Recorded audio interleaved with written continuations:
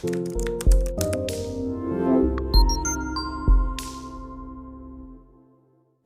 is NATO? The North Atlantic Treaty Organization, or NATO, commonly known as the North Atlantic Alliance, is a military alliance made up of 28 European countries, 2 North American countries, and 1 Asian country. The organization is responsible for carrying out the North Atlantic Treaty, which was signed on April 4, 1949. In that year, the United States, Canada, and many Western European nations formed the North Atlantic Treaty Organization to guarantee the collective protection against the Soviet Union. The Military Committee, NATO's highest military authority, is in charge of NATO's command structure, which is made up of the chiefs of defense of all 29 member countries. Allied Command Operations and Allied Command Transformation are the 2 strategic commands that make up the NCS, or ACT. NATO was the United States' first peacetime military alliance outside of the Western Hemisphere, and the member countries from what I have mentioned just now are like the Albania, Belgium, Bulgaria, Canada, Croatia, Czech Republic, Denmark, Estonia, France, and Germany. NATO's humanitarian intervention that occurred on March 19, 2011 in response to the events of the First Libyan Civil War, which this intervention in accordance with UN Security Council Resolution 1973.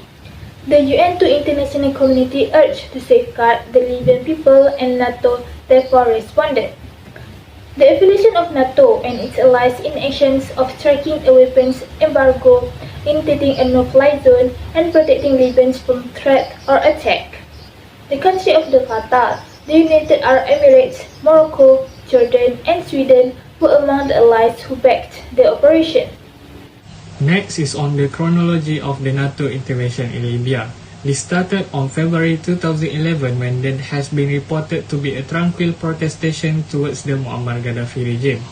On the date of 26 February, the United Nations Security Council commanded to be having a ceasefire in Libya. Started from that, NATO on 8 March has started to release the airborne warning and control system for the Libyan region. Then NATO started to send their ships to the Mediterranean Sea to keep a close eye on the situation.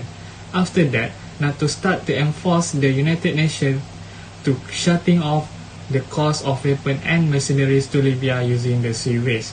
NATO also enforced the United Nations to mandate a no-fly zone over Libya.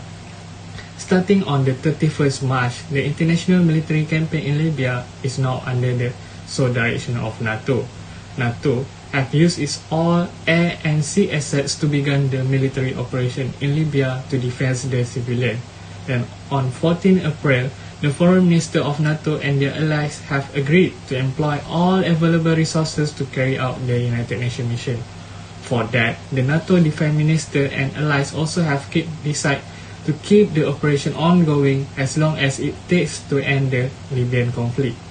On 22nd August, the NATO Secretary General underlines the NATO commitment to safeguard the Libyan people and his wish for them to select their own destiny in freedom and peace. Fighting in Libya have come to an end, followed by the Muammar Gaddafi death in late of October. NATO then stated that its operation over the country of Libya end on October 31st on the year 2011. Next, I will proceed with the impact of the NATO intervention in Libya.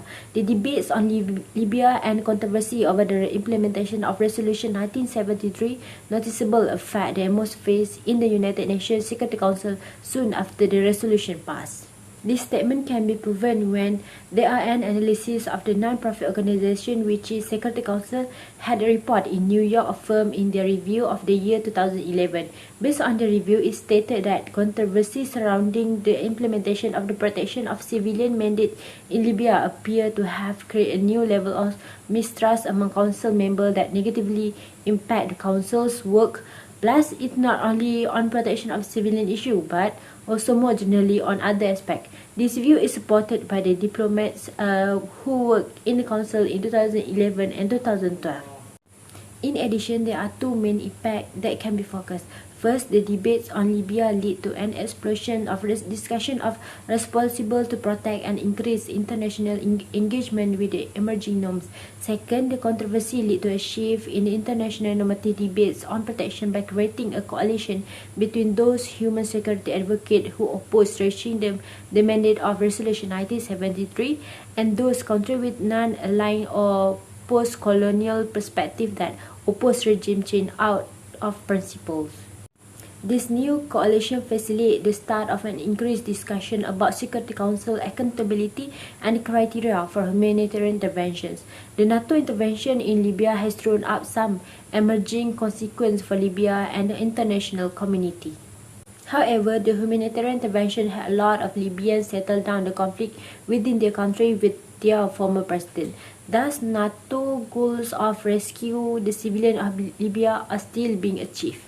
To sum up, resolutions of 1970 and 1973 established the UN Security Council's ability to respond to humanitarian emergencies without resorting to vetoes, with the intervention in Libya by NATO was therefore regarded as a success.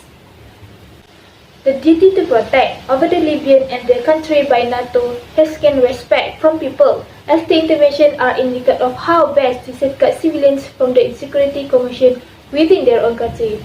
Despite the conflict that the Libyan people have with their former president Muammar Gaddafi.